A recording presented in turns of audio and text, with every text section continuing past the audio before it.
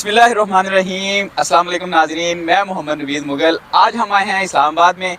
आज हम ऐसे टॉपिक पे बात करने वाले हैं जो कि हर पाकिस्तानी चाहता है कि वो इसके लिए अप्लाई करे। वो है यूएसए इमिग्रेशन। यूएसए इमिग्रेशन के बारे में हम आपको इंफॉर्मेशन प्रोवाइड करेंगे। इस काम के लिए हमने इनवाइट किया है मोहम्मद अदील साहब को, जो कि एक पाकिस्तानी हैं और यूएसए नेशनल भी हैं। और मज़े की बात यह है कि अदील साहब ओवरसीज़ एम्प्लॉयमेंट प्रमोटर भी हैं, यानी कि सरकारी एजेंट भी हैं। अस्सलाम वालेकुम जी अदील साहब, कैसे हैं आप? ठीक ठाक हैं? अच्छा अदील साहब, सबसे पहले आप मुझे ये बताइएगा कि आप पाकिस्तान कब आए हैं? कब आए तो वो है, कब गए हैं। मसलन आई थिंक 2016 में पाकिस्तान आए थे परमानेंटली, और उसके बाद बस आते जाते रहते हैं और काम शाम चलता रहता है, तो चक्कर बाहर के लगते रहते हैं। अच्छा, मैं सबसे पहले आपका शुक्रगुजार हूँ कि आपने हमें टाइम दिया। तो मैंने आपसे कुछ क्वेश्चंस करने थे इमिग्रेशन के हवाले से। तो मेरा जो पहला क्वेश्चन ये है कि यूएसए इमिग्रेशन क्या है, और वो इसके बारे में तो हमारे नाज़रीन को थोड़ा बता दीजिएगा। सो यूएस इमिग्रेशन जो है वो है कि यूएस में आप माइग्रेट होते हैं, मसलन परमानेंटली आपने वहाँ पे माइग्रेशन करना। यूएस इमिग्रेशन 2-3 टाइप्स की है। एक है वर्कर वीज़ा है, एक ग्रीन कार्ड के ऊपर माइग्रेशन है, और दूसरा है कि आप एज अ स्टूडेंट जाएं और फिर वहाँ पे माइग्रेट करें। तो 3 टाइप की माइग्रेशन है। एक H-1B वीज़ा है, जो कि आप लोगों ने ख़बरों में बहुत ज़्यादा सुना होगा, क्योंकि इंडिया की जो स्किल्ड लेबर है वो बाहर जाती है H-1B वीज़ा में। स्किल्ड लेबर का मतलब है इंजीनियर्स, डॉक्टर्स और डिफरेंट जो प्रोफेशनल फील्ड्स हैं उसके लोग बाहर जाते हैं, और वो H-1B वीज़ा के ऊपर जाते हैं। H-1B वीज़ा का ये है कि वहाँ पे एक कंपनी आपको स्पॉन्सर करती है, वो आपके पूरे पेपर वर्क जितना भी आपका ये कागजी कार्रवाई है इसका ख़र्चा उठाती है, जो यूएस गवर्नमेंट की रिक्वायरमेंट है उसको फुलफ़िल करती है, और उसके बाद आपको वो वीज़ा दे देती है। उसके ये चीज़ है कि आप उसी कंपनी के साथ हमेशा चलते रहेंगे। वो 10 साल तक आपका पेपर वर्क, आजकल जिस तरह वेट टाइम वहाँ पे 8-8, 9-9 साल है आपका ग्रीन कार्ड के इंटरव्यू के लिए। तो इसका ये मतलब है कि आप 8-9 साल एक कंपनी के जितना उसने आपको तनख्वाह शुरू में दी थी वो तनख्वाह की वही मजाज रहेगी, और वो आपको उसी टाइम तक चलाती रहेगी। तो ये H-1B वीज़े का ये बैकग्राउंड है। मैंने पाकिस्तान से ज़्यादातर लोग H-1B वीज़ा के ऊपर जाते हुए नहीं देखे। मोस्टली डॉक्टर्स जाते हैं, लेकिन वो टेस्ट पास करके वहाँ पे जाके तीसरा टेस्ट देते हैं और फिर उस तरह जाके वहाँ पे रहते हैं। लेकिन इंजीनियर्स इटसेल्फ इतने ज़्यादा नहीं जाते, और उसमें काफ़ी लंबा प्रोसेस है। दूसरा प्रोसेस है स्टूडेंट इमिग्रेशन का। स्टूडेंट्स वर्क ये स्टडी वीज़ा के ऊपर जाते हैं। स्टडी वीज़ा एक महदूद वीज़ा है जो कि आपकी डिग्री कंप्लीट होने तक का ही होता है। वो डिग्री 4 साल की है, बैचलर्स की, या 2 साल की मास्टर्स की, या PhD की 6 साल की। उसके लिए पहले आप यूनिवर्सिटी अप्लाई करते हैं, यूनिवर्सिटी आपको एक्सेप्ट करती है, आप उन्हें फ़ीस भिजवाते हैं जो कि $15-20 हज़ार होती है, और उसके बाद वो आपको एडमिशन इशू करती है। वो एडमिशन यहाँ पर आता है, फिर आप इंटरव्यू के लिए अप्लाई करते हैं। उसकी जितनी यहाँ पे $500-600, 60, 70, 80, 90 हज़ार फ़ीस है वो देते हैं एम्बेसी में जाके, और अगर एम्बेसी आपको एक्सेप्ट कर लेती है तो आप पढ़ाई का वीज़ा आपको मिल जाता है। अगर एम्बेसी आपको रिजेक्ट कर देती है तो यूनिवर्सिटी कुछ नहीं कर सकती, और वो आपकी जितना जो कटौती होती है 20% वो काट के बाकी पैसे आपको वापस कर देती है। ठीक है। ठीक है। सर, मेरा जो नेक्स्ट क्वेश्चन ये है कि अगर यूएसए वर्क वीज़ा के हसूल के बारे में बताइएगा कि हम यूएसए का वीज़ा कैसे हासिल कर सकते हैं। यूएसए का वर्क वीज़ा, क्योंकि यूएसए दूसरी कंट्रीज़ की तरह नहीं है कि जिस तरह हम मिडल ईस्ट या इनका देखते हैं कि जी हमें लेबर चाहिए, उन्हें भी लेबर चाहिए, लेकिन उन्हें लेबर सस्ती मिल जाती है मैक्सिको से। ठीक है। वहाँ की लेबर बॉर्डर क्रॉस करके, जिस तरह हमारी तरफ अफ़गानिस्तान से लोग आ जाते हैं वहाँ पे, या हम अफ़गानिस्तान चले जाते हैं, वहाँ पे भी लोग क्रॉस करके बॉर्डर आ जाते हैं। इसका मतलब है कि उनके पास शनाख्ती कार्ड या ये चीज़ें कुछ भी नहीं होती, तो वो अगर मैं कोई भी उन्हें हायर करता है तो उसे पता है कि ये हमारा बंदा नहीं है, तो वो उसे उसके कोई हकूक़ नहीं होते, तो उसे $5-6 घंटे के हिसाब से हायर करता है और उससे मजदूरी करवाता है। ठीक है। इसलिए यूएस जो है वो बाहर से ये वाले स्किल्ड, ये जो हमारी लेबर क्लास है, इसको नहीं बुलाती। ठीक है। ठीक है, एक तो ये है। दूसरा ये है कि दूसरा यही है H-1B वीज़ा, कोई कंपनी में आप काम कर रहे हैं, वो कंपनी आपको स्पॉन्सर करती है, आप उस कंपनी के स्पॉन्सरशिप पे जाते हैं और फिर वहाँ पे रहते हैं, तो वो वर्क वीज़ा उस तरह जा सकते हैं। ठीक है। सर, मेरा जो नेक्स्ट क्वेश्चन ये है, अगर हमारा पाकिस्तानी विजिट वीज़ा पे यूएसए पहुंच जाता है तो क्या वो वहाँ जाके वर्क कर सकता है? लीगली और इलीगली दो तरीके हैं। अगर आप पाकिस्तानी को जाता है और यहाँ से ज़्यादातर लोग स्टूडेंट वीज़ा के ऊपर जाते हैं, ठीक है, या विज़िट वीज़ा के ऊपर जाते हैं। विज़िट वीज़ा के ऊपर आप विज़िट वीज़ा पे गए, आप वहाँ पे जाके सरकारी स्कूल में दाखिला ले लें, बैचलर्स की उनकी फ़ीस दे दें, वो आपको उसी टाइम पे वीज़ा जो है वो स्टडी वीज़ा में कन्वर्ट हो जाएगा। तो जब तक आप स्कूल में रहेंगे, उनकी फ़ीसें देते रहेंगे, पढ़ाई करते रहेंगे, आप चल सकते हैं।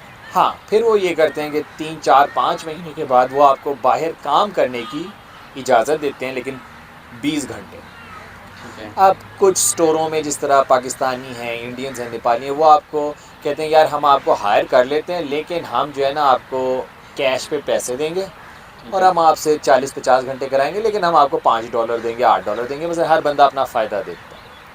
तो वो आप उधर रह के काम कर सकते हैं। बहुत से लोग हैं, मेरे जानने वाले हैं, दोस्त हैं जिन्होंने इस तरह काम किया, रहे, पढ़ाई भी मुकम्मल की, फिर बाद में सिटीज़न से शादी कर ली 4-5 साल बाद, और फिर उस स्टडी वीज़ा को, जो कि स्टडी वीज़ा था, उसकी जब आप अमेरिका में पढ़ाई ख़त्म कर लेते हैं तो वो आपको 2 साल का टाइम देते हैं कि आप 2 साल के अंदर जिसमें आपने पढ़ाई ख़त्म की है उसी फील्ड में नौकरी ढूंढें। ठीक है। तो उस 2 साल के अंदर आप नौकरी ढूंढ लेते हैं और वो कंपनी आपको स्पॉन्सर कर देती है H-1B वीज़ा के, तो आप कर लेते हैं। कुछ दफ़ा ऐसे भी हुआ है, एक लड़का नेपाल से था, वो हमारा जानने दोस्त था, हमारा क्लास फेलो था, उसने 8 साल इसी तरह काम किया। 8 साल के बाद जिस तरह हालात बुरे हुए तो कंपनी ने कहा जी हम आपका सर खर्चा नहीं उठा सकते।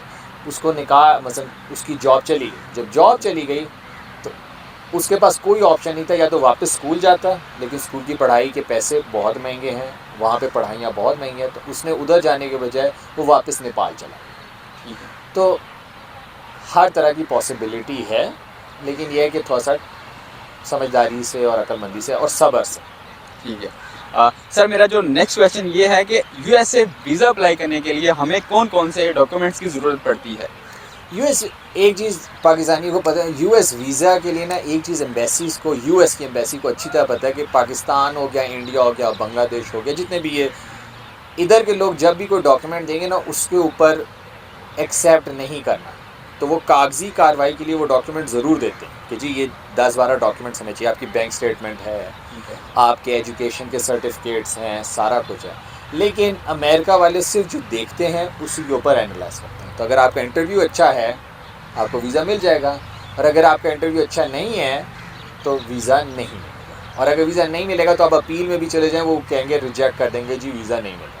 लेकिन वो लोग, उन्हें एक चीज़ पता है कि डॉक्यूमेंट ठीक है, सही है, सपोर्ट कर रहे हैं, लेकिन वो लोग देखते हैं कि आप वाकई में वहाँ पे जाके एडजस्ट होंगे। आपका इरादा, अगर विज़िट के लिए अप्लाई करें तो आप वहाँ पे जाके रह तो नहीं जाएंगे, आप वापस आएंगे। तो जो बैंक डॉक्यूमेंट्स वो मांगते हैं वो देखते हैं कि इधर आपके पास इतना पैसा है, आपकी फैमिली इतनी स्ट्रांग है कि आप वहाँ पे फिरने के लिए जाएंगे, पैसा खर्च करेंगे, उनका फ़ायदा करेंगे और फिर वापस आएंगे। तो वो इस चीज़ को देख के फिर वो करते हैं। एक और टाइप का वीज़ा है मेडिकल ग्राउंड्स के ऊपर। मेडिकल ग्राउंड्स के ऊपर है कि वहाँ पर आप किसी को खुदा ना खास्ता सेवियर बीमारी है, उसका इलाज पाकिस्तान में नहीं है, आप उधर के डॉक्टर की फ़ीस चीज़ दें, ये करें, वो डॉक्टर लेटर लिख के दे जी इसका ऑपरेशन करने के लिए इसे इधर आना लाजमी है। तो उसके लिए आपका इंटरव्यू भी 3 दिनों के अंदर हो जाएगा। अगर आपका वहाँ पे कोई जानने वाला है, वो डॉक्टर के पास है, वो लेटर दे दे, फिर भी इंटरव्यू जल्दी हो जाएगा और उस पर वीज़े जल्दी मिल जाते हैं। अच्छा सर, जो मेरा नेक्स्ट क्वेश्चन ये है कि अगर हमारे पाकिस्तानी का वीज़ा लग जाता है तो उसके बाद के जो बाद का प्रोसेस है वो कैसे हो सकता है? उसके लिए क्या क्या हमें करना पड़ेगा और उसकी फ़ीस कितनी है? अच्छा, वीज़ा लगने की फ़ीस जो है ना वो है, जिस तरह मैंने आपको बताया था, $500-600, 700, 80-90 हज़ार, जो भी डॉलर का रेट है, इतनी ही फ़ीस है। जब आपका वीज़ा लग जाता है तो वो आपको बताते हैं, फॉर एग्जांपल विज़िट वीज़ा लगता है तो वो आपको 6 महीने का या 5 साल का विज़िट वीज़ा लगाते हैं। ठीक है। अमेरिका, यूएस वाले, तो वो कहते हैं कि जी आप इसमें चले जाएँ। जब आप वहाँ पे जाते हैं और आप मतलब यहाँ से तो कनेक्टिंग फ़्लाइट दुबई, कतर, जिधर से भी, लंदन, जिधर से भी होती है वहाँ से होता है, और जब आप जा रहे हैं वहाँ पे जब आप लैंड करते हैं तो आप मतलब किसी एक जगह पे तो लैंड करेंगे, जैसे टेक्सास में लैंड करेंगे, शिकागो में, ह्यूस्टन में, कहीं पे लैंड करेंगे, तो आपको उधर एक का पता चाहिए कि जी मैं इस घर पे जा रहा हूँ। तो जब आप उधर की इमिग्रेशन पाकिस्तान की इमिग्रेशन की तरह अच्छी नहीं है। उनका मतलब है जी कौन आ रहा है, कौन जा रहा है, वो आपके फिंगरप्रिंट लेते हैं, आपसे पूछते हैं किधर आए हैं, आप कहेंगे जी इधर आए हैं, कितने अरसे के लिए आए हैं, आप उन्हें बताएंगे जी मैं महीने के लिए आए, तो वो आपके वीज़े के ऊपर ना हाथ से ही पेंसिल से लिख देंगे कि 60 डेज़, ऊपर उसी कागज़ के ऊपर जो आपका पासपोर्ट है उसके ऊपर 60 डेज़ लिख देंगे। वो ऑनर सिस्टम के ऊपर चलते हैं, तो वो एक्सपेक्ट करेंगे जी अगर आप 60 डेज़ के लिए आए तो आप 60 डेज़ के लिए ही जाएंगे, उसके बाद चले जाएंगे। अगर आप ज़्यादा स्टे करते हैं तो अगली दफ़ा जब दोबारा जाते हैं तो वो आपसे कहते हैं यार पिछली बार आप 60 दिन के लिए आए थे, अभी क्यों आप ज़्यादा दिनों के लिए आए। तो फिर वो मसलन एक थोड़ा सा वो हो जाता है। लेकिन जब आप चले जाते हैं तो आपको उधर का एड्रेस चाहिए, किधर आपने जाना है, सारा कुछ है, और बस आप आराम से इमिग्रेशन की लंबी लाइन होती है उससे गुजर के बाहर निकल जाते हैं। अच्छा सर, अगर हमारे पाकिस्तानी का या किसी भी का वीज़ा रिजेक्ट हो जाता है, क्या उसको अपील में जाना चाहिए या नहीं जाना चाहिए? यार एक सिंपल सी बात यह है कि अगर मैं किसी भी इदारे ने आपकी कोई चीज़ रिजेक्ट की है ना, कि आपको इस चीज़ के लिए मसलन आपने प्लॉट ख़रीदा है तो प्लॉट के लिए आपका नाम कुरंदाजी में नहीं निकला, तो हज के लिए आपका नाम कुरंदाजी में नहीं निकला, तो क्या आप अपील में जाएंगे? आप ज़रूर जा सकते हैं, आपका राइट आ जा सकता है। लेकिन क्या 50-50% चांस है कि वो आपकी अपील सुनेगा या उसे रिजेक्ट कर देगा? कोई बंदा एम्बेसी में या कहीं पे भी बैठ के नहीं कहेगा कि यार हमारे बंदे से गलती हो। वो ये कह सकता है कि जी हमने बिल्कुल सही किया था, अब अपील के पैसे भी खर्च करेंगे। तो मेरे पर्सनल लिहाज से ज़ाती मेरा ये है कि नहीं जाना चाहिए, पैसे ज़ाया की बात है। लेकिन कुछ लोग कहते हैं कि नहीं ट्राई करना चाहिए, तो हो भी जाता है, लेकिन मेरे ख्याल में नहीं जाना चाहिए। नाज़रीन, ये थे आदिल साहब। इनसे जो हमें इंफॉर्मेशन मिली है, मैं उम्मीद करता हूँ ये हमारे नाज़रीन के लिए बहुत मुफीद होंगी। तो मैं आदिल साहब का बहुत शुक्रगुज़ार हूँ दोबारा से कि आपने हमें बहुत कीमती टाइम दिया अपना। मैं आपसे गुजारिश करूँगा कि आप हमारे नाज़रीन को कोई मैसेज देना चाहते हैं तो काइंडली ज़रूर दीजिएगा। आई थिंक मैसेज यही है कि अगर किसी को, अगर आप लोगों के बारे में कोई भी यूनिवर्सिटीज़ में एडमिशन्स और उसके लिए कंसल्टिंग या कोई चीज़ चाहिए तो ज़रूर रब्ता करें, that is not an issue. और ज़रूरी नहीं है कि मतलब जो चीज़ हमने सीखी है वो हम पैसे लेके ही बताएं, बंदा वैसे भी कोई चीज़ आपको गाइड कर सकता है, स्टफ़ लाइक दैट, तो that is possible. The other thing is कि यार कोई इंटरव्यू, जिस तरह आप जॉब के लिए जाते हैं और आप तैयारी करते हैं इंटरव्यू के लिए, सारा कुछ है, तो वो एक इंटरव्यू होता है, उसके लिए अच्छी तैयारी करनी होती है। कुछ डू एंड डोंट्स हैं जो कि नहीं कहने या कोई चीज़ बात नहीं करनी, वही चीज़ है। लेकिन जो परसेप्शन है कि अगर मेरी दाढ़ी होगी तो लोग मुझे नहीं वो देखेंगे, मुझे वीज़ा रिजेक्ट कर देंगे, ऐसी कोई बात नहीं है। अमेरिका में मेरे ख्याल में अभी दुनिया का वाहिद मुल्क अभी इस टाइम पे वो है, क्योंकि उधर दाढ़ियों का बहुत फ़ैशन है, तो वहाँ पे सबसे ज़्यादा लंबी लंबी दाढ़ियाँ लोगों की वहाँ पे हैं, और ये फ़ैशन के लिहाज से है, उसमें मज़हब हो गया, तो वो एक कोई उस तरह का वो नहीं है। हाँ, समझदारी से आपने जो चीज़ है, एक सच को बयान करने का भी तरीका होना चाहिए। तो वो चीज़ आपको देखनी है कि आप अपना, अगर आप अपना पॉइंट ऑफ व्यू भी दे रहे हैं तो आप उसको इस तरीके से करें कि दूसरा बंदा उसे समझ में आ जाए। तो जब भी आप इंटरव्यू के लिए जाएं तो वो आप उसको करें। बाकी अल्लाह बेहतर करता है, और अगर किस्मत में लिखा है तो जिधर रिस्क अल्लाह ने लिखा है वो हो जाएगा। जी बिल्कुल। अच्छा सर, मैं आपसे पूछना चाह रहा हूँ कि आप अपनी एजेंसी का नाम बता दें, अगर किसी बंदे को कोई प्रॉब्लम फेस आती है तो वो आपसे बआसानी रब्ता कर सके। हमारी एजेंसी का नाम है कॉन्कर्ड,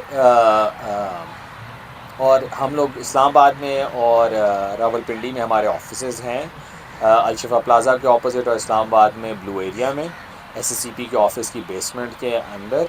तो आप लोगों को किसी भी मुल्क के लिए, इट इज़ नॉट अबाउट कि US, क्योंकि हमारे बंदे Australia, Malaysia, Middle East, Spain, Romania, हर जगह पे जाते हैं। तो आप लोगों को कोई भी क्वेश्चन है around anything and all that, तो रीच आउट करें। हम लेबर क्लास से लेके all the way skilled labour से लेके स्टूडेंट्स को, इमिग्रेशन पे, उन सब को देखते हैं केसेस को और उसको गाइड करते हैं। तो ज़रूर इनकी एजेंसी का जो एड्रेस है वो ब्यूरो की आप वेबसाइट पे देख सकते हैं। मैं आपको ब्यूरो की वेबसाइट का लिंक अपनी डिस्क्रिप्शन में भी दे दूंगा और वीडियोस के नीचे भी आ रहा होगा।